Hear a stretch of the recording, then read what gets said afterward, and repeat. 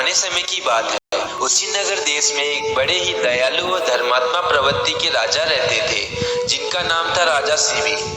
उनके दरबार में कोई याचक खाली हाथ लौट जाए ऐसा संभव न था। शरणागत की वह हर संभव प्रयास कर इच्छा पूर्ण करते थे। इसी कारण उनके नगर की प्रजा उनसे संतुष्ट व प्रसन्न रहती थी। राजा भी अपनी संपत्ति का प्रयोग परोपकार के कार्य व प्रजा के हित के लिए किया करते थे। धीरे धीरे उनकी परोपकार की चर्चा देवलोक तक पहुंचने लगी। एक बार देवराज इंद्र ने अग्निदेव के साथ मिलकर राजा शिवी की परीक्षा लेने की योजना बनाई। इंद्रदेव ने बाज और अग्निदेव ने कबूतर का रूप धारण किया और भूलोक की ओर उड़ चले।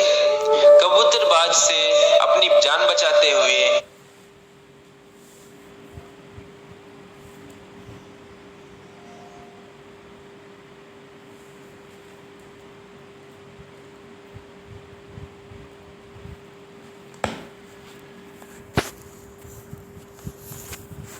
शिवी के दरबार में जा पहुंचा, जहां राजा अपने मंत्रियों के साथ कुछ आवश्यक चर्चा कर रहे थे। उधर बाज भी कबूतर का पीछा करता हुआ शिवी के दरबार में जा पहुंचा।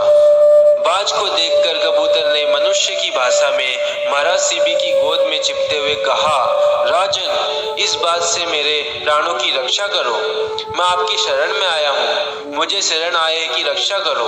महाराज शिवी ने कबूतर के ऊपर हाथ सहलाते हुए उसके प्राणों की बात से रक्षा का आश्वासन दिया। तभी दरबार में बैठे बाज ने कहा, नहीं महाराज, आप इसे वचन न दे, ये मेरा आहार है, इसे खाकर मैं अपनी भूख मिटाऊंगा, अतः आप इसे मुझे सौंप दे। महाराज शिवी ने कहा, ये कबूतर अब मेरी शरण में आया है, इसके प्राणों की रक्षा करना अब मेरा धर्म है। भले ही इसके बदले तुम अपनी भूख मिटाने के लिए मेरे शरीर का मांस ले लो, मैं तुम्हें अभी इस कबूतर के वजन के जितना मांस दे दूंगा।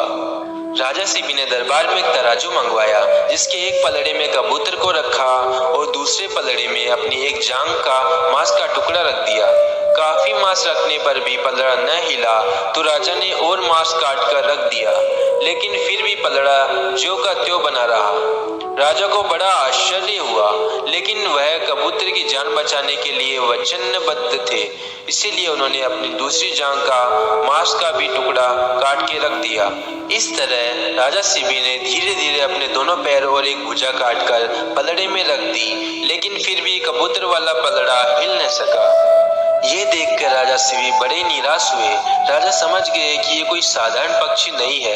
अंत में लहूलुहान राजा स्वयं पलड़े में जाकर बैठ गए और इस बार पलड़ा भारी होकर भूमि पर टिक गया और कबूतर का पलड़ा ऊपर उड़ गया। तब राजा शिवी ने बाज से कहा, मेरे पूरे शरीर का मांस अब तुम्हारा भोजन है, आओ इसे ग्रहण कर लो।